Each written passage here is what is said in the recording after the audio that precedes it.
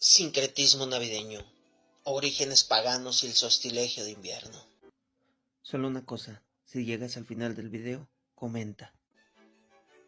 Antes de que la Navidad tomara forma en el mundo occidental, existía un entramado profundo de ritos antiguos que buscaban dialogar con la oscuridad y el retorno de la luz.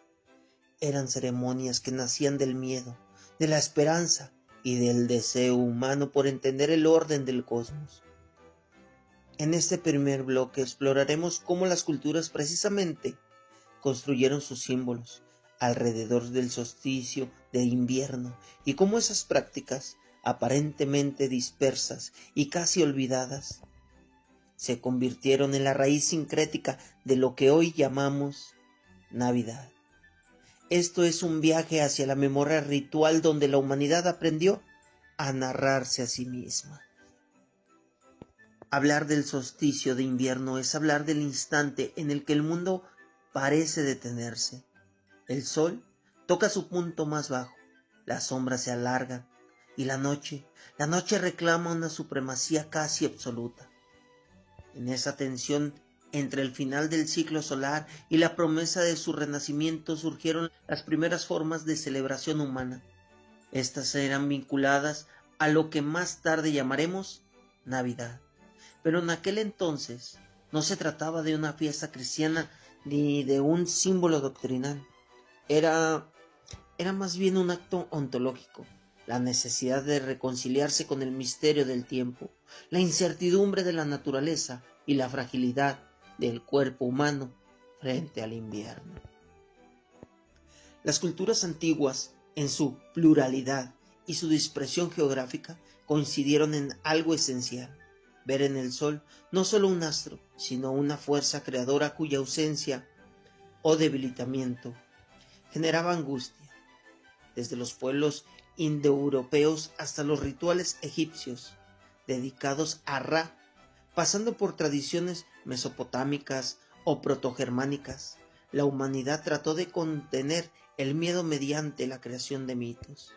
Y como nos enseñaría el psicoanálisis muchos siglos después, los mitos no son simple ficción, son mecanismos que permiten que una comunidad elabore sus temores, sus pulsiones y su deseo de permanencia. El solsticio entonces se convertía en un punto de inflexión psicológica y simbólica.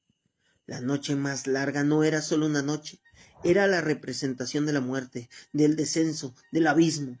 Y el día que comenzaba a alargarse lentamente después de esa oscuridad era el signo del renacimiento.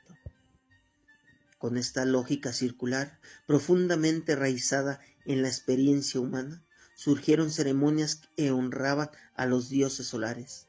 Encendían fogatas para dar fuerza al sol, quemaban troncos sagrados que hoy reconocemos como ancestras del Yule Log y realizaban banquetes comunitarios que quebraban, aunque fuera por unas horas, la austeridad impuesta por la estación fría. En términos del materialismo, estos rituales no eran solamente expresiones simbólicas, estaban íntimamente ligadas a la condición material de cada sociedad. En invierno, la cosecha ya había sido almacenada, la tierra quedaba inactiva y la supervivencia dependía de la cooperación. Por ello, el solsticio funcionaba como un recordatorio de la interdependencia humana. Las celebraciones permitían renovar alianza, compartir alimentos y reafirmar estructuras comunitarias que aseguraban la continuidad del grupo. Es decir, la fiesta no era un accesorio cultural, era una estrategia para resistir la crudeza del entorno. En paralelo, desde la perspectiva ontológica, estas ceremonias formaban una metáfora viva sobre el ser. El renacimiento del sol después de su caída era una narración que anticipaba la idea moderna de transformación interior. Lo que muere en el hombre puede renacer, lo que se hunde puede elevarse, lo que pareciera extinguirse puede recuperar su fuerza. La luz regresando al mundo era también la luz regresando al espíritu humano. Con el paso de los siglos, estas ceremonias comenzaron a adquirir formas más complejas. Algunas comunidades celebraban el retorno del sol con danzas, Otras ofrecían sacrificios que buscaban asegurar el equilibrio entre el mundo terrenal y el divino. Lo interesante es que, aun con sus diferencias, todas compartían la estructura narrativa fundamental: reconocer la crisis, la oscuridad, transitar el duelo, la noche más larga, y celebrar el renacimiento, el retorno de la luz. Una estructura que más tarde sería absorbida, reinterpretada y resignificada por la tradición cristiana, pero que en su origen era pagana y profundamente ligada a la experiencia humana del tiempo. Estos ritos del solsticio fueron, sin saberlo, los cimientos sobre los que se edificaría el sincretismo navideño, no porque intentaran anticiparlo, sino porque respondían a necesidades universales. El impulso de celebrar la vida en medio de la oscuridad es tan antiguo como la humanidad misma, y aunque las doctrinas cambiaran, los imperios cayeran y las lenguas se transformaran, esa vieja pulsión, la de encender una luz cuando todo parece a punto de apagarse, permanecería hasta nuestros días. Los rituales paganos del solsticio no han desaparecido. Viven transformados en nuestras luces, en nuestros árboles, en la manera en que cada diciembre evocamos el renacimiento de algo esencial. Al comprender estos orígenes, entendemos que la Navidad no nació de un solo gesto, sino de múltiples voces que dialogaron a lo largo de milenios. Si quieres seguir explorando esa travesía histórica, filosófica y simbólica, te invito a suscribirte al canal de YouTube Metáforas del Universo, donde continuaremos desentrañando los pliegues culturales que nos sostienen. Comenta, comparte y recuerda, quien escribe merece el castigo de ser leído.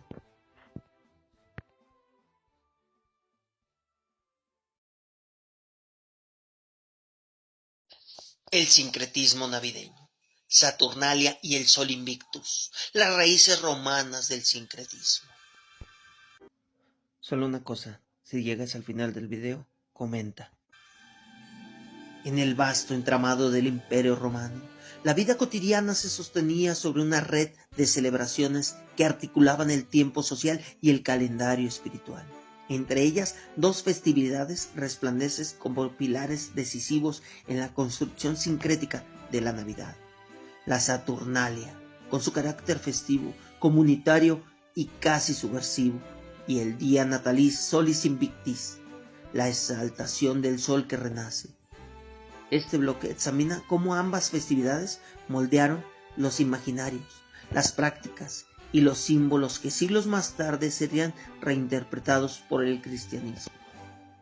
Una exploración del cruce entre política, rito y deseo humano. Cuando Roma se expandió desde una ciudad-estado hasta convertirse en un imperio monumental, su calendario religioso se convirtió en un mapa emocional que organizaba la vida. En ese mapa, la Saturnalia, celebrada del 17 al 23 de diciembre, se volvió uno de los momentos más esperados del año. Era una fiesta dedicada al dios Saturno, una deidad agrícola vinculada al tiempo primigenio, a la abundancia y a la edad dorada. En una suerte de licencia colectiva, la Saturnalia suspendía temporalmente las jerarquías sociales, permitiendo que esclavos y amos intercambiaran papeles, que las voces subalternadas se elevaran y que la rigidez del orden romano se tranquilizara por unos días. Desde el punto de vista del materialismo, esta inversión simbólica no era un simple capricho ritual, funcionaba como un mecanismo de estabilización social. Permitía liberar tensiones acumuladas, reafirmar la cohesión comunitaria y recordar, en clave festiva, las desigualdades que sostenían las estructuras económicas del imperio. Era un respiro programado, una válvula que legitimaba el sistema al ofrecer un simulacro de equidad. Así, el rito actuaba como un espejo invertido, mostraba lo que no era posible de la vida diaria, pero que debía recordarse para que el sistema siguiera funcionando. En el ámbito psicoanalítico, la Saturnalia puede leerse como el espacio donde el inconsciente social encontraba licencia para actuar. Lo reprimido, el deseo de libertad, la rabia contenida, el impulso de juego, la insurrección simbólica, emergía de manera ritualizada. Los regalos intercambiados, los banquetes, los cantos y la risa colectiva operaban como gestos que buscaban reequilibrar la psique comunitaria frente a la dureza del orden imperial. Cada ciudadano al participar se exponía a una transgresión controlada que aliviaba las tensiones internas de un sistema que en últimas instancias no podía permitirse quebrarse. Paralela a la Saturnalia, aunque con un tono más solemne, se encontraba la celebración del Dies Natalis Solis Invictis, el 25 de diciembre. En esta festividad se festejaba al sol invicto, es decir, aquel sol que, tras el solsticio de invierno, comenzaba a crecer de nuevo, triunfando sobre las tinieblas. Era la personificación del renacer de la luz, un símbolo que atravesaba todo el mundo romano y que se integraba sin dificultad en la sensibilidad de culturas conquistadas. Desde una perspectiva ontológica, el culto al sol invicto expresa la situación humana de que la existencia está marcada por ciclos de desaparición y regreso. El sol debilitado es el ser que se hunde en el olvido. El sol renaciente es el ser que vuelve a afirmarse. Y el Imperio Romano, con su sofisticada filosofía, convirtió este renacer en una metáfora política. Roma misma debía verse como ese sol que nunca estaría sometido a la oscuridad. La fiesta así no solo era religiosa, era un acto de propaganda imperial. Cuando siglos después el cristianismo emergió como fuerza hegemónica, ya existía una sensibilidad solar, un calendario emocional ligado al renacer de la luz y un hábito festivo. Por ello, cuando se eligió el 25 de diciembre como fecha del nacimiento de Cristo, el gesto no fue una imposición arbitraria, sino un proceso de sincretismo calculado. Era más fácil integrar una nueva narrativa en un calendario emocional ya existente que intentar construir uno desde cero. Así, Jesucristo se convirtió en el nuevo sol invicto, una figura que triunfaba sobre la oscuridad del pecado y sobre la muerte misma. El cristianismo absorbió el símbolo solar, pero le otorgó otro sentido, no el poder imperial, sino la promesa de salvación. Las prácticas populares de la Saturnalia, banquetes, regalos, cantos, licencia festiva, también encontraron su camino hacia la celebración navideña, no como copias exactas, sino como resonación transformada. El imaginario cristiano, para expandirse, necesitaba dialogar con el inconsciente cultural romano, y ese diálogo se dio con naturalidad. El pueblo aceptó la nueva festividad porque se parecía a lo que ya conocía, pero cargado de una simbología renovada. Visto así, el sincretismo navideño no es un accidente, es una negociación histórica entre estructuras económicas, necesidades psicológicas y metáforas ontológicas que venían moldeándose desde la antigüedad. La Navidad, antes de ser cristiana, fue romana, y antes de ser romana, fue humana en su impulso de celebrar el retorno de la luz. Las raíces romanas del sincretismo navideño nos muestran cómo una festividad puede reinventarse sin perder su función esencial, ofrecer sentido en medio del invierno. La Saturnalia y el sol invicto no desaparecieron, viven transformados en nuestra tradición actuales, demostrando que la cultura nunca rompe con su pasado, solo lo reescribe. Si esta exploración te ha resultado iluminado, te invito a seguir acompañándonos en el canal de YouTube Metáforas del Multiverso, donde continuaremos desentrañando las capas invisibles de nuestra celebración y símbolos. Si te gusta, comenta, comparte y recuerda, quien escribe merece el castigo de ser leído.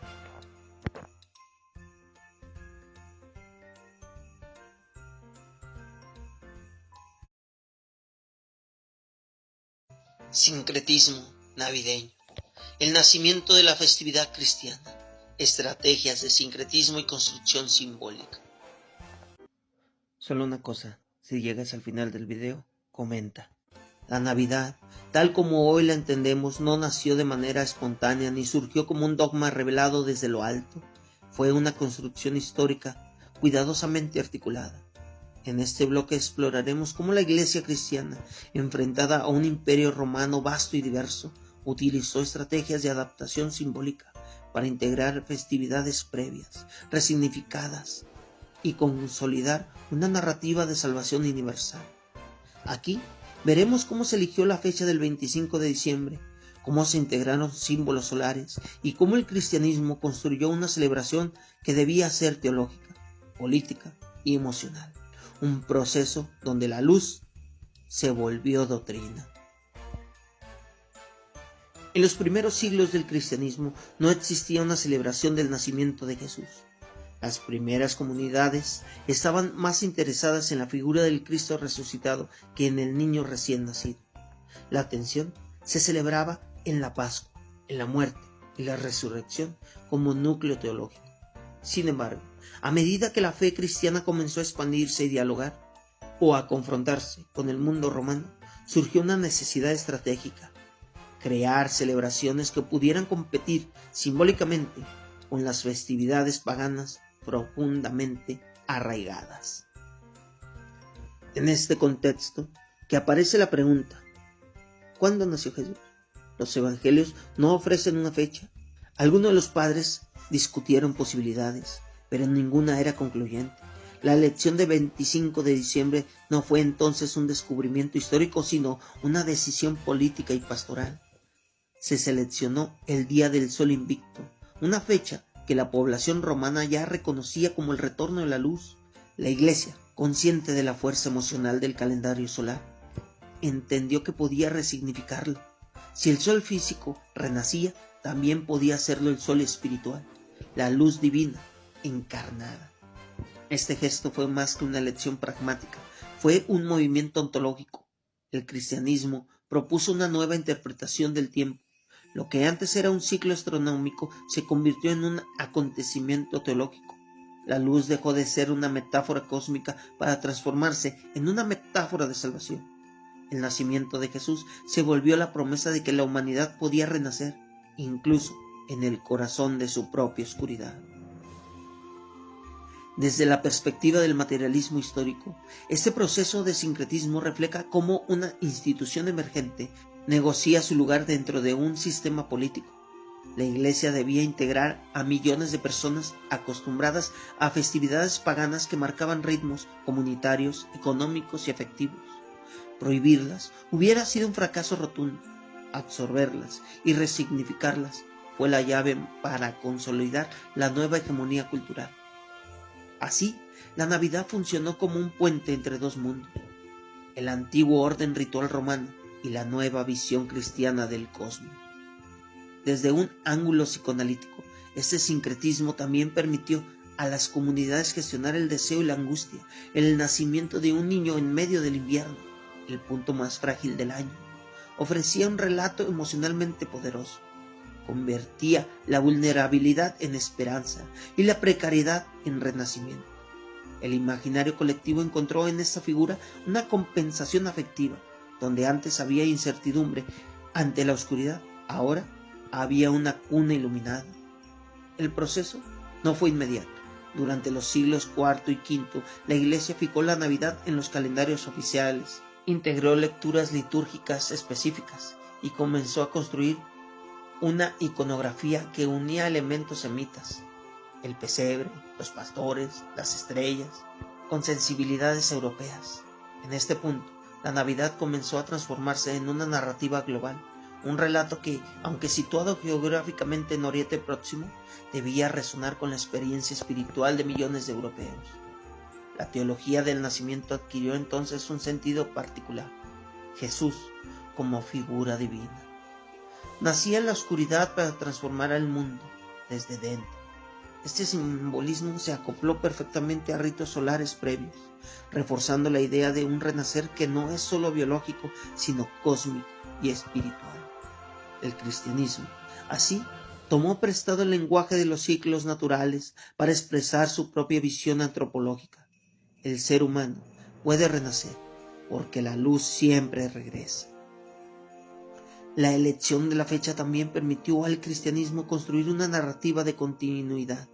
No eliminó al pasado, lo reinterpretó. La luz del sol se convirtió en la luz de Cristo. La comunidad, reunida para banquetes, se transformó en asamblea fraternal.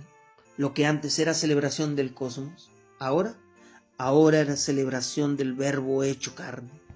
La Navidad fue, desde su origen cristiano, un ejercicio magistral del sincretismo cultural. Hacia finales del primer milenio, el nacimiento de Jesús ya era una de las celebraciones más importantes del calendario cristiano. Su fuerza no venía solo de la liturgia, sino del imaginario emocional que encarnaba vulnerabilidad, esperanza, renacimiento, luz, comunidad. La Navidad se convirtió en un espejo donde cada sociedad podía verse reflejada, adaptando elementos paganos, rurales, imperiales y espirituales a una narrativa única. El nacimiento de la festividad cristiana no fue un acto dogmático, sino un tejido de decisiones políticas, resonancias simbólicas y necesidades espirituales. La Iglesia supo unir la fuerza ancestral del solsticio con la profundidad teológica del nacimiento de Cristo, creando una celebración capaz de reencarnar el invierno. Si deseas seguir explorando este viaje histórico y filosófico, te invito a suscribirte al canal de YouTube Metáforas del Multiverso, donde continuaremos profundizando en las capas ocultas de esas tradiciones que aún nos iluminan. Si te gusta, comenta, comparte y recuerda, quien escribe merece el castigo de ser leído.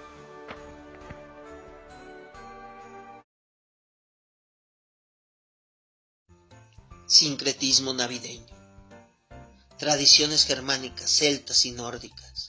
El invierno como escenario del espíritu. Solo una cosa, si llegas al final del video, comenta. Antes de que el cristianismo arraigara en el norte de Europa, aquellas tierras frías y boscosas ya habían tejido un universo espiritual complejo. Celtas, germanos y pueblos nórdicos miraban el invierno como una frontera entre el mundo visible y el invisible, un momento donde los dioses, los ancestros y los espíritus recorrían los caminos del viento. Este bloque explora cómo esas tradiciones, el yule, el tronco ritual, los árboles perennes y la figura viajera del dios que atraviesa los cielos, se integraron en la futura Navidad. Aquí veremos cómo el invierno creó símbolos que no morirían jamás, porque nacen de lo más profundo del alma humana. Cuando uno piensa en los antiguos pueblos del norte de Europa, aparece de inmediato la imagen de bosques interminables, cielos grises, noches largas y hogueras encendidas para espantar la dura respiración del invierno. En ese paisaje, la vida estaba marcada por un equilibrio delicado entre la naturaleza y la supervivencia. No es casual que las culturas germánicas, celtas y nórdicas hayan visto el solsticio no solo como un acontecimiento astronómico, sino como un drama espiritual. El invierno era una prueba del ser. La oscuridad no era únicamente un fenómeno físico, sino una interrogación ontológica. Las festividades conocidas como Yule o Yule, según las lenguas germánicas, surgieron de esta confrontación con la noche invernal. En Yule se celebraba el retorno gradual de la luz, pero también se reconocía que la oscuridad era parte inseparable del ciclo. El hombre no podía expulsar la sombra, debía convivir con ella. Una intuición que siglos después resonaría con el psicoanálisis cuando se habla de la sombra como aquello reprimido que siempre vuelve. Para los antiguos pueblos del norte, el solsticio era precisamente ese retorno, un recordatorio de que en la oscuridad habita tanto el peligro como la renovación. Uno de los símbolos más poderosos de Yule era el tronco ritual, un pedazo de madera especialmente elegido que debía arder durante toda la noche más larga del año. Su fuego representaba la fuerza del sol que se debilitaba y la esperanza de que volviera a brillar. Desde la perspectiva del materialismo histórico, el tronco de Yule era un acto práctico y simbólico a la vez. Proveía calor, juntaba a la comunidad alrededor del fuego y recordaba que la energía humana podía oponerse a la crudeza del entorno. Desde la perspectiva ontológica, el tronco ardiente se convertía en metáfora del ser que resiste. También surgió en estas tierras la costumbre de venerar los árboles perennes, aquellos que permanecían verdes incluso en el invierno más riguroso. Ver en un árbol la persistencia de la vida cuando todo el demás parecía morir era una revelación. De ahí proviene uno de los símbolos más extendidos de la Navidad moderna, el árbol decorado, que originalmente estaba asociado a la vida eterna, a la resistencia y al carácter cíclico de la existencia. Esos pueblos encontraron en los abetos y pinos una gramática de la esperanza. La vida puede sostenerse incluso en el frío más intenso. Pero entre todas las figuras del imaginario nórdico, una destaca con fuerza casi mítica: el viajero del cielo, el dios que en la época de Yule recorrió los mundos montado en su corcel, observando los hogares y trayendo dones o advertencias.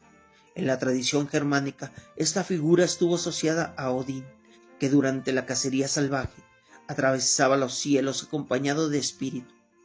Los niños dejaban comida para su caballo de 8 patas, en un gesto que siglos más tarde resonaría en la costumbre de dejar regalos o alimentos durante la Navidad. Es interesante notar cómo este imaginario del dios viajero se transformó con el tiempo, filtrándose en la figura posterior del portador de regalos invernales.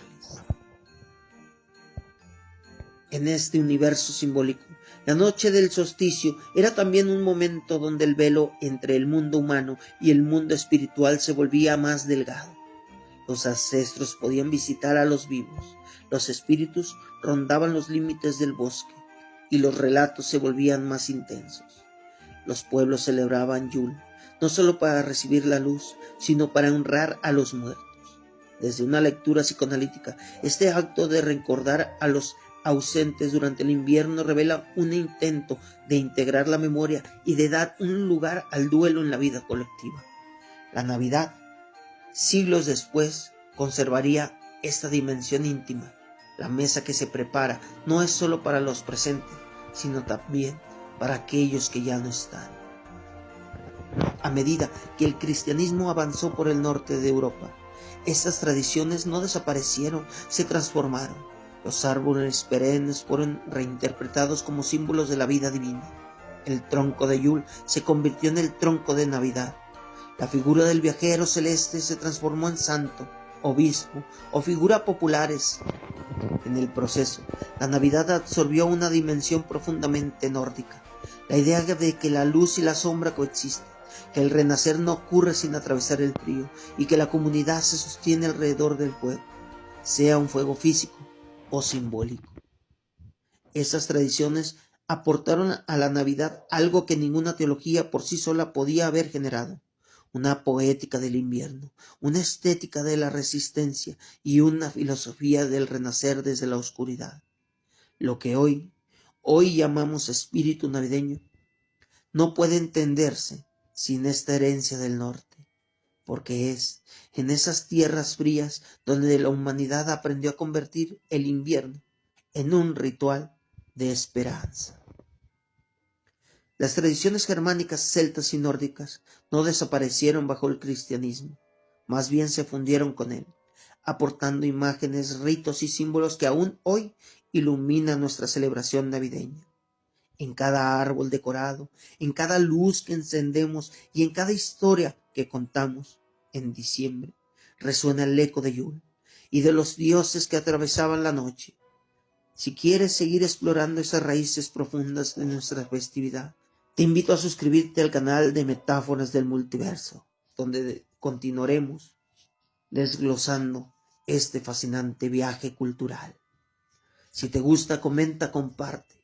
Y recuerda, quien escribe merece el castigo de ser leído. Sincretismo navideño.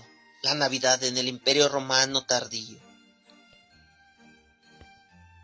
Entre Saturno, el Sol invicto y la astucia de una nueva fe. En el vasto tejido del Imperio Romano tardío, la Navidad emergió no como un rayo divino que ilumina de pronto, sino como una llama lenta, deliberada, encendida en los intersticios de las fiestas paganas ya existentes. Este bloque examina el modo en que el cristianismo, aún joven, pero audaz, dialogó con tradiciones profundamente arraigadas como las Saturnales y el culto del sol invicto. Exploraremos cómo la Iglesia usó la energía social del imperio para instaurar un nuevo lenguaje ritual, y cómo la política, la teología y el deseo popular fueron tallando una nueva celebración en medio de la vieja piel del mundo romano. Para comprender el sincretismo navideño en el Imperio Romano tardío, hay que imaginar un imperio fatigado, pero todavía espléndido, con sus ciudades despiertas, sus mercados bulliciosos y sus templos ocupando el centro simbólico de la vida cívica. Las Saturnales, celebradas del 17 al 23 de diciembre, irradiaban una energía que ninguna autoridad, ni republicana, ni imperial, ni eclesiástica, logró ignorar. Eran las fiestas del desorden permitido, banquetes, intercambios de regalos, inversión de jerarquías y una risa que parecía desafiar el peso ordinario de la disciplina romana. La población esperaba ese momento del año con una mezcla de delirio y descanso espiritual.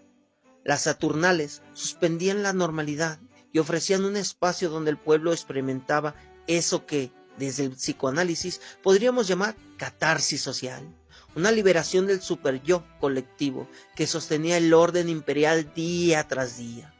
Bajo esa suspensión ritual, Roma se daba permiso para respirar. Pero hacia los siglos III y IV, el imperio ya no era el mismo. Las crisis económicas, las tensiones políticas y las amenazas externas erosionaban la vieja identidad romana. El Estado buscaba nuevas formas de cohesión, y en ese hueco simbólico emergió con fuerza el culto al sol invicto, particularmente bajo el emperador Aureliano, 270-275 después de Cristo. El 25 de diciembre se estableció como el Natalis Solis Invicti, el renacimiento del sol que, tras la larga noche del solsticio, volvió a abrirse paso entre las sombras. La figura del sol invicto era más que un dios, era una metáfora del imperio mismo, indestructible, regenerador, eterno. Para una sociedad que sentía la fragilidad de su antiguo esplendor, esta promesa solar ofreció una ontología del retorno, una afirmación de que la luz persistía incluso cuando la historia parecía oscurecerse. Fue en ese terreno ritual fértil donde el cristianismo, ya legalizado y creciente tras Constantino, encontró su oportunidad histórica. La Iglesia no podía competir directamente contra festividades tan arraigadas en la memoria afectiva del pueblo, pero sí podía reinterpretar. El gesto teológico fue brillante. Si el mundo ya celebraba el renacer del sol, ¿por qué no presentar a Cristo como la verdadera luz? No la astronómica, sino la trascendental. Así, el 25 de diciembre comenzó a resignificarse como el nacimiento de Jesús. No fue una maniobra oculta, ni un complot sigiloso. Fue un proceso visible, público, reforzado por sermones, decretos y liturgias. La Iglesia no eliminó las Saturnales ni el sol invicto. Los absorbió, los revistió de un nuevo sentido. Desde el materialismo histórico, esto evidencia una estrategia de hegemonía cultural. Apropiarse de prácticas existentes para darles una dirección nueva y expandir una identidad religiosa emergente. La gente no dejó de intercambiar regalos, simplemente los intercambió en honor al nacimiento del Salvador. No abandonó los banquetes, los convirtió en celebración familiares cargadas de simbolismo cristiano. No olvidó la alegría y el descanso, los integró en una teología donde la encarnación divina venía a sanar al mundo. Lo popular y lo sagrado se abrazaron sin escándalo, porque el imperio mismo necesitaba una síntesis que lo unificara. El cristianismo, además, aportó algo que las Saturnales no tenían: una narrativa compasiva. Frente al gozo desbordado de la antigua Roma, la figura del niño pobre, nacido entre animales, despertaba ternura y esperanza. Era un relato emocionalmente accesible para los pobres, los esclavos, los trabajadores y las mujeres, quienes encontraban en esa historia un reflejo de su propia vulnerabilidad dignificada.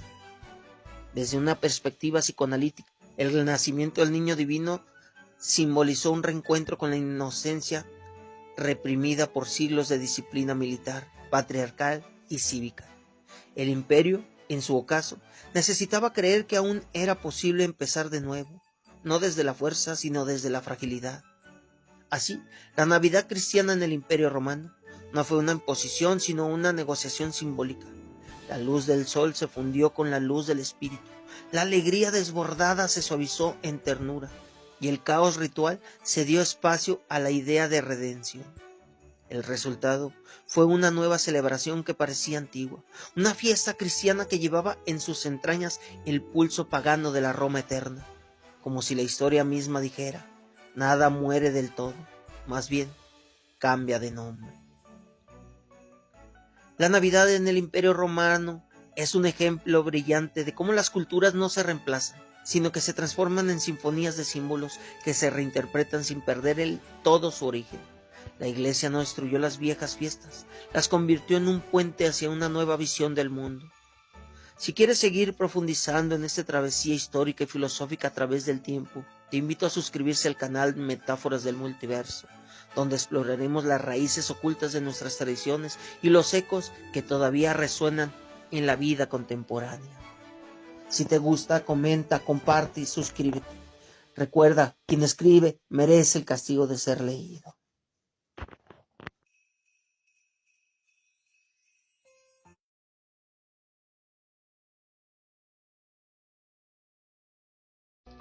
Sincretismo navideño. La Navidad en la Edad Media. Pesebres, liturgias, misterios sagrados y la imaginación simbólica de un continente. Solo una cosa, si llegas al final del video, comenta. La Edad Media no heredó la Navidad, la reinterpretó.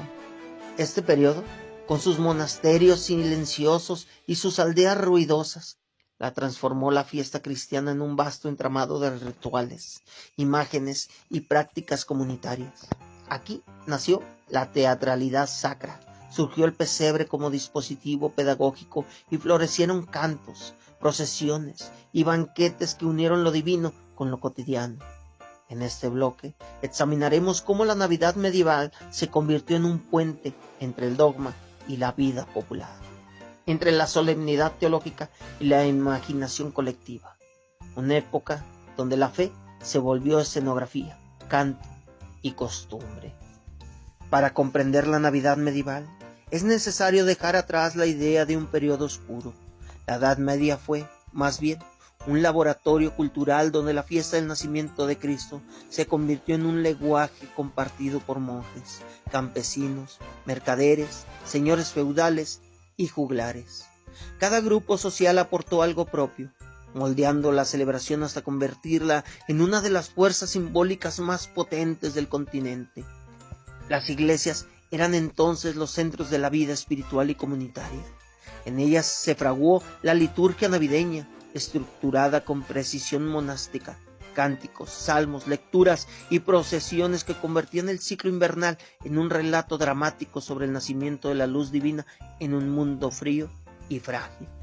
En esta ceremonia se consolidó el sentido ontológico del nacimiento, la encarnación como un acto que toca la estructura íntima del ser humano, un puente entre lo temporal y lo eterno. La teatralización de la Navidad, tan característica del periodo medieval, surgió justamente de esta necesidad de hacer visible lo invisible. Los monasterios y parroquias comenzaron a realizar representaciones llamadas misterios o dramas litúrgicos, que narraban episodios del Evangelio. Eran obras sencillas, pero profundamente conmovedoras, porque trasladaban el relato sagrado del terreno sensible de la comunidad. La teatralidad era una forma de filosofía encarnada, mostrar para comprender. Uno de los hitos decisivos fue la creación del pesebre, atribuido tradicionalmente a Francisco de Asís en 1223. La genialidad del pesebre no radicó únicamente en su estética, sino en su pedagogía. Permitía a las personas visualizar la humildad del nacimiento. Animales, pastores, una cueva, una familia pobre. Era un recordatorio de que la divinidad se manifestaba en lo marginal, lo pequeño, lo que la sociedad feudal solía ignorar. Desde un punto de vista psicoanalítico, el pesebre devolvía a las comunidades una imagen arquetípica del hogar originario, la cuna rodeada por la comunidad, como un anhelo de pertenencia en un mundo duro y segmentado. Al mismo tiempo, la Navidad medieval incorporó elementos de celebraciones agrarias previas. En muchas regiones el invierno marcaría la pausa en el trabajo del campo, y el banquete navideño funcionaba como compensación emocional ante la escasez. En aldeas y castillos se preparaban comidas especiales cuyo simbolismo mezclaba lo religioso con lo terrenal. Panes con forma de niño, carnes, rituales, bebidas fermentadas. El placer del banquete coexistía con el recogimiento espiritual, creando esa mezcla tan medieval entre misticismo y costumbre popular. No se trataba solo de comida, sino de comunidad.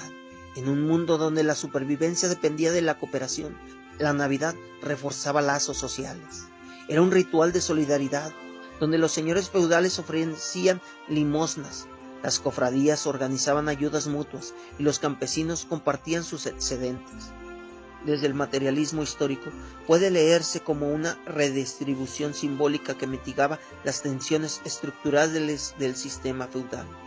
La caridad navideña no cambiaba la jerarquía, pero la hacía emocionalmente aceptable. En los centros urbanos, la Navidad se volvió un fenómeno mercantil y festivo. Los mercados ofrecían productos especiales, telas, especias y ornamentos.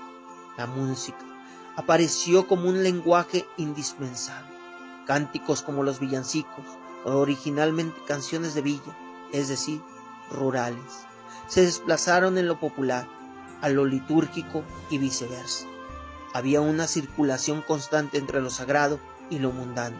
Lo popular no estaba fuera del templo, sino que entraba con sus ritmos, sus instrumentos y su imaginario. La Iglesia, consciente de este flujo cultural, regulaba, adaptaba o toleraba según el caso. La Navidad medieval era plural, coexistían la solemnidad monástica, la alegría de los mercados, la teatralidad litúrgica y los rituales campesinos. Era una fiesta que hablaba muchos idiomas, pero todos ellos articulados alrededor de una narrativa común. La dimensión emocional de la Navidad medieval también fue esencial. La imagen del niño divino interpretaba a un mundo marcado por la fragilidad, enfermedades, hambrunas, guerras, mortalidad infantil. El nacimiento de Jesús funcionaba como una metáfora de esperanza para una sociedad que conocía bien la precariedad de la existencia. El pesebre recuerda que la vida puede brotar incluso donde no debería, y ese mensaje alimentó la imaginación espiritual durante siglos. Hacia finales de la Edad Media, la Navidad ya no era solo celebración religiosa, era un sistema simbólico articulado, una red de prácticas que definían el tiempo social y espiritual. Se había consolidado como un eje emocional en el calendario anual, cargado de significado, memoria y comunidad. La Navidad medieval fue un crisol donde se combinaron teología, teatralidad, costumbres campesinas y creatividad urbana. En ella surgieron elementos que siguen vivos hoy: los pesebres, la música, el sentido comunitario y la idea de una luz que nace en la oscuridad. Entender este periodo es comprender cómo la tradición se vuelve carne en la vida cotidiana. Si deseas continuar este viaje a través de la historia y los símbolos, te invito a suscribirte al canal Metáforas del Multiverso, donde exploraremos el trasfondo invisible de las culturas y sus mitologías vivientes. Si te gusta, comenta, comparte, suscríbete y recuerda, quien escribe merece el castigo de ser leído.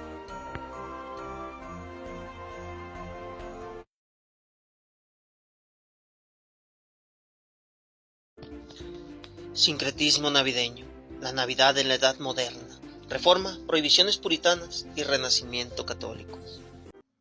Solo una cosa, si llegas al final del video, comenta. La Edad Moderna marcó un antes y un después en la historia de la Navidad. Las luchas religiosas que siguieron a la Reforma Protestante no solo reconfiguraron teologías, reconfiguraron calendarios, sensibilidades y modos de entender la vida comunitaria. En este bloque exploraremos cómo la Navidad fue disputada, censurada, defendida, transformada y finalmente reinventada por distintos movimientos religiosos y políticos. Desde los puritanos que la consideraron una fiesta pagana hasta la Contrarreforma que la convirtió en espectáculo sensorial. La Edad Moderna abrió sus puertas con un terremoto espiritual. La Reforma Protestante de Martín Lutero, que comenzó como una crítica al abuso eclesiástico y terminó dividiendo a Europa. Este quiebre no solo fracturó iglesias, fracturó también la manera en que la Navidad era vivida, celebrada y comprendida. En los territorios protestantes, especialmente aquellos influidos por el calvinismo, la Navidad fue puesta bajo sospecha. Los reformadores más radicales veían en ella una continuidad peligrosa con las prácticas paganas y los rituales supersticiosos medievales.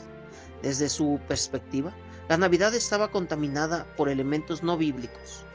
El pesebre, los villancicos, los árboles, los banquetes, los regalos, todo parecía exceso o idolatría. La idea psicoanalítica de retorno de lo reprimido ayuda a entender este rechazo. Cuanto más deseada era la fiesta por el pueblo, más vehemente era la prohibición de las élites religiosas, un intento de disciplinar el imaginario mediante la censura. En Inglaterra, el puritanismo llevó esta postura al extremo. Durante el gobierno de Oliver Cromwell, en el siglo XVII, la Navidad fue oficialmente prohibida. Se clausuraron servicios religiosos, se ordenó a los comerciantes permanecer abiertos y se enviaron patrullas para impedir reuniones festivas. El Estado trató de convertir el 25 de diciembre en un día laboral cualquiera, pero el pueblo resistió. Hubo protestas, disturbios y actos simbólicos de desobediencia. Las personas colgaban decoraciones clandestinas, compartían alimentos en secreto o asistían a misas ocultas. La prohibición puritana paradójicamente reforzó el valor emocional de la Navidad. Lo que se reprime demasiado fuerte termina expresándose por grietas más profundas. Mientras tanto, en el mundo católico, la historia tomó otra dirección. La Contrarreforma entendió inteligentemente que la estética podía ser un arma espiritual. Si la Reforma había eliminado imágenes y rituales, la Iglesia Católica hizo lo contrario. La Navidad se convirtió en un festival de teatralidad sagrada. Los templos se adornaron con luces, retablos y nacimientos elaborados. Se promovió la música polifónica. Las procesiones fueron cuidadas como obras de arte. Se trataba de hablarle al corazón del pueblo a través de los sentidos, de crear una experiencia estética que fortaleciera la identidad católica frente a la austeridad protestante. En este contexto, el pesebre se convirtió en una metáfora del mundo. Campesinos, artesanos, animales, reyes y niños coexistían en un mismo plano simbólico. Desde una perspectiva ontológica, esta proliferación de imágenes buscaba recordar que la encarnación no era un mito distante, sino una irrupción en el tejido mismo de lo cotidiano. Los contrastes entre protestantes y católicos no fueron absolutos. Lutero, por ejemplo, defendía la Navidad y compuso himnos que aún hoy se cantan. En algunos territorios protestantes se mantuvieron tradiciones musicales y familiares, pero el quiebre fundamental fue claro. Mientras el catolicismo convirtió la Navidad en celebración sensorial, el protestantismo más radical la redujo a una lectura bíblica sobria, o en muchos casos, a la nada. El materialismo histórico ofrece aquí una lectura interesante. La transformación de la Navidad refleja luchas de poder, disputas por el control del calendario, una de las herramientas más poderosas para gobernar la vida cotidiana, y tensiones entre austeridad moral y deseo popular. Las prohibiciones puritanas muestran un intento de disciplinar al pueblo, la teatralidad católica un intento de seducirlo. Con el paso de los siglos, la fiesta fue reencontrando su lugar, incluso en sociedades protestantes. En el siglo XVIII y XIX, el pietismo alemán, el romanticismo y el surgimiento de la vida burguesa reafirmaron la Navidad como espacio familiar y emocional. La mesa, el árbol, los regalos y los cantos regresaron ahora con un matiz doméstico. El hogar se convirtió en el centro simbólico de la celebración. Y así, la Navidad de la Edad Moderna se convirtió en un terreno de negociación entre Estado y pueblo, entre austeridad y deseo, entre iconoclastas y artistas, entre doctrinas enfrentadas y familias que querían conservar sus rituales. Un periodo donde la Navidad no solo sobrevivió, se reinventó, preparándose para convertirse en siglos posteriores en una fiesta global.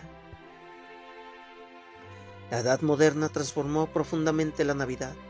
Entre prohibición puritanas, reformas teológicas y espectáculos católicos, la fiesta atravesó un campo minado de tensiones religiosas y políticas, y sin embargo, sobrevivió gracias al deseo popular, a la fuerza de la costumbre y a la necesidad humana de encontrar luz en medio del invierno.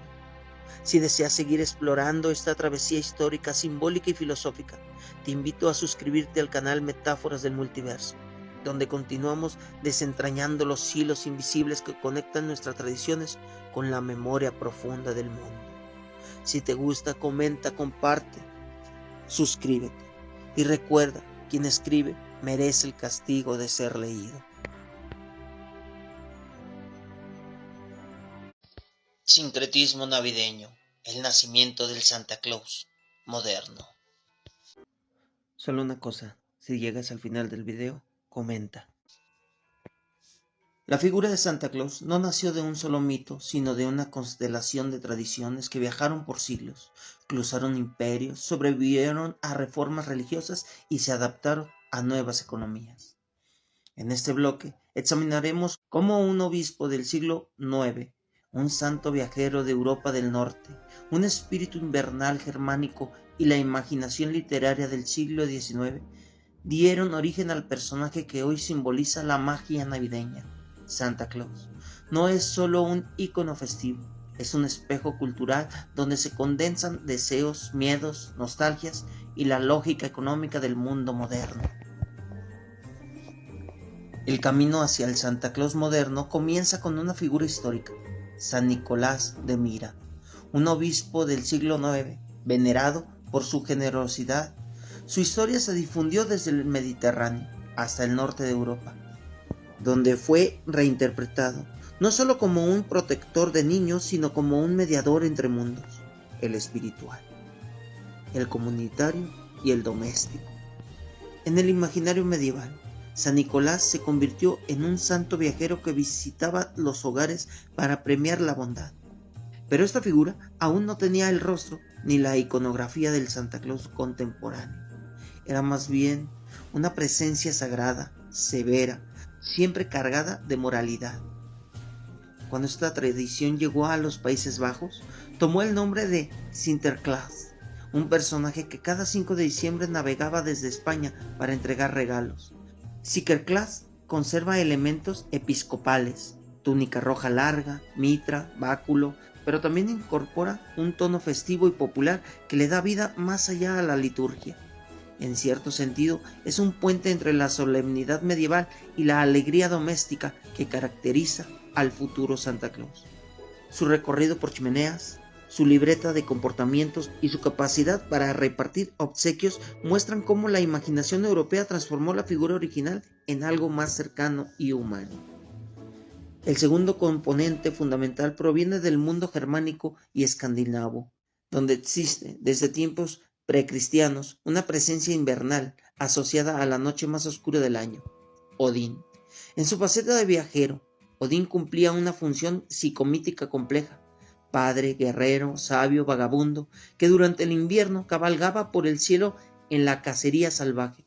Con el paso del tiempo, muchas de sus características se mezclaron con las de Sinterklaas, la capacidad de volar, el viaje nocturno, el conocimiento de los actos humanos y la presencia de criaturas mágicas, posteriormente reinterpretadas como renos o ayudantes. Este cruce de símbolos marca un punto clave, la metamorfosis de un dios en un personaje festivo, transformada por siglos de sincretismo. La llegada del mito a América del Norte, especialmente a Nueva Ámsterdam, actualmente Nueva York, fue decisiva. Los inmigrantes neerlandeses trajeron consigo la tradición de Sinterklaas, pero al mezclarse con otras culturas, lenguas y rituales, El nombre derivó hacia Santa Claus durante el siglo XVII y XVIII. La figura era conocida pero no unificada. Algunos lo imaginaban como un santo serio, otros como un espíritu navideño alegre, otros como una visitante nocturna que premiaba y castigaba. La modernidad temprana aún no la había otorgado un cuerpo definido. El siglo XIX marcó la consolidación del Santa Claus modernos.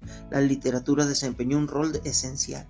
En 1823, el poema A Visit from St. Nicholas, atribuido tradicionalmente a Clement Clarke, reconfiguró la figura por completo. Un hombre alegre, de mejillas sonrojadas, que viaja en un trineo tirado por renos, que entra por las chimeneas y que lleva consigo un saco de regalos.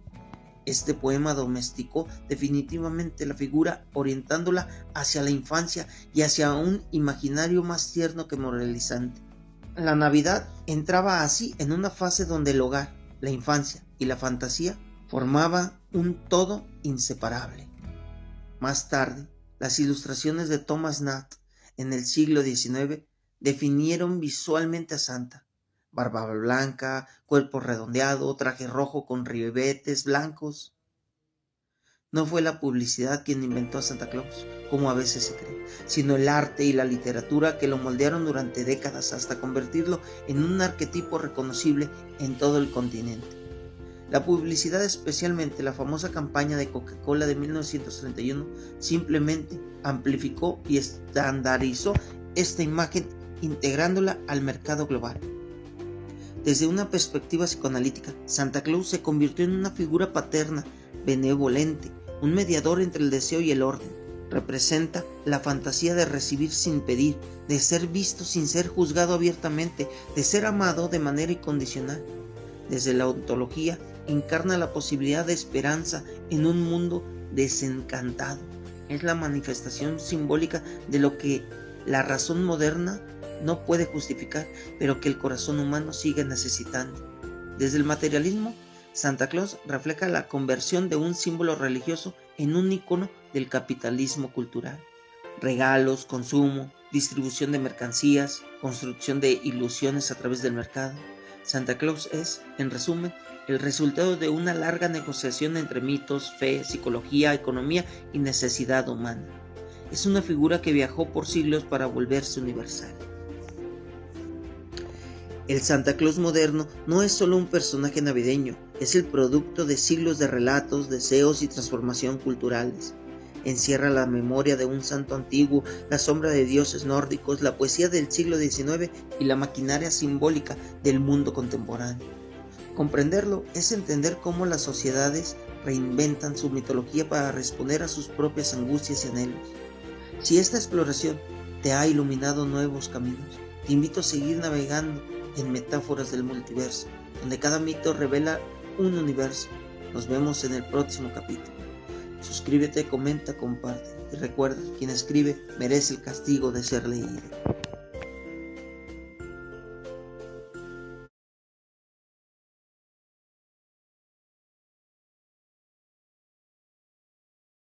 Sincretismo navideño.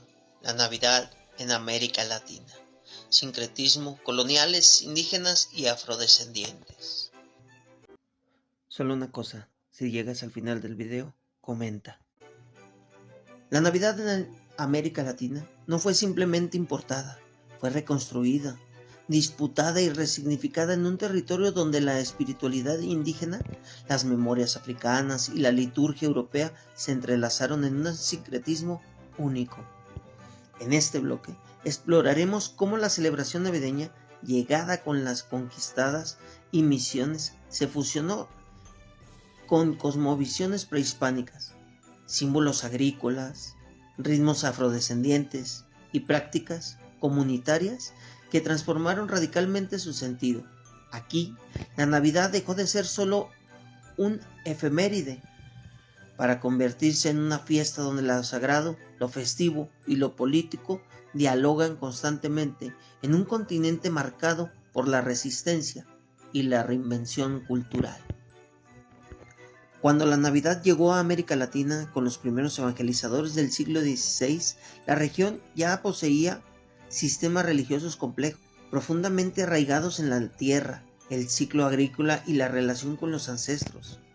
Para los pueblos originarios, la espiritualidad no se dividía entre lo natural y lo divino. Todo era parte de un mismo tejido ontológico donde el cosmos respiraba a través del agua, las montañas, el maíz y los astros. Imponer la Navidad, un relato del nacimiento en un mundo lejano, no podía realizarse sin negociaciones simbólicas profundas, sin traducciones culturales que dieran sentido a aquello que en principio parecía ajeno. Los misioneros comprendieron pronto que la evangelización debía apoyarse en un elemento visual y rituales que permitieran cierta continuidad simbólica. Por ello, la iconografía del pesebre encontró ecos en figuras indígenas vinculadas a la fertilidad, la maternidad y la protección comunitaria. El niño Jesús, por ejemplo, se integró en algunas regiones a tradiciones vinculadas al niño Dios del maíz o a entidades tutelares locales. Este proceso no fue solo adaptación religiosa, fue también una forma de resistencia cultural, un modo de preservar imaginarios que sobrevivían bajo nuevos nombres.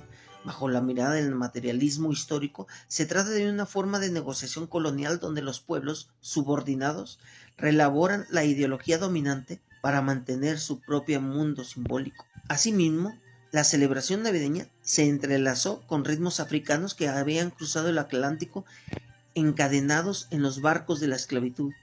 En el Caribe, por ejemplo, tambores y danzas provenientes de África Occidental dieron origen a expresiones festivas como las parrandas, los aguinaldos o las pastorelas, que mezclaban cantos católicos con percusiones africanas. Aquí, la Navidad se convirtió en una afirmación de vida frente al horror colonial. Desde una perspectiva psicoanalítica, estas celebraciones pueden interpretarse como un acto de elaboración del trauma, un espacio ritual donde el dolor se transforma en ritmo, en canto, en sentido compartido. En México, Centroamérica y los Andes surgieron prácticas profundamente sincréticas, como las posadas, las pastorelas y las novenas. Aunque estas celebraciones provienen de modelos ibéricos, en América adquirieron una vitalidad propia. Se incorporaron máscaras indígenas, música local, elementos teatrales que satirizaban las desigualdades sociales y en algunos casos personajes que respondían más a la cosmovisión prehispánica que al dogma europeo. Las pastorelas, por ejemplo, con su humor popular y su crítica social, revelan una Navidad que no teme burlarse del poder. La celebración se convierte así en un espacio donde la comunidad verbaliza simbólicamente tensiones sociales históricas. En los Andes, la Navidad se integró a calendarios agrícolas que estaban profundamente marcados por el ciclo del sol. El 25 de diciembre coincidía con festividades prehispánicas que celebraban el retorno del astro en el solsticio. Por eso, en algunos contextos, las procesiones navideñas evocan no solo el nacimiento de Cristo, sino también la renovación de la energía cósmica, la ontología andina, donde la vida no se divide entre lo humano y lo natural, permanecía viva en estas reinterpretaciones. En ellas, la Navidad se volvió más que un dogma, fue un acto de equilibrio con el universo. En Brasil, la influencia afro-brasileña dio lugar a manifestaciones navideñas donde el catolicismo se fusiona con elementos de candomblé y umbanda. El sincretismo no debe entenderse aquí como mezcla confusa, sino como una estrategia cultural para sobrevivir a la violencia colonial. En estas celebraciones, figuras sagradas católicas conviven con orishas africanos en un universo ritual donde la Navidad se convierte en una fiesta polifónica. Múltiples voces espirituales dialogan bajo un mismo cielo. En cada región del continente, el mestizaje cultural y religioso produjo una Navidad distinta, íntima, colectiva, musical, combativa, barroca, tierna o cósmica según la historia local. Pero en todas ellas aparece un hilo común: la voluntad de transformar una imposición colonial en un espacio de identidad propia. La Navidad latinoamericana es, en última instancia, una forma de resiliencia.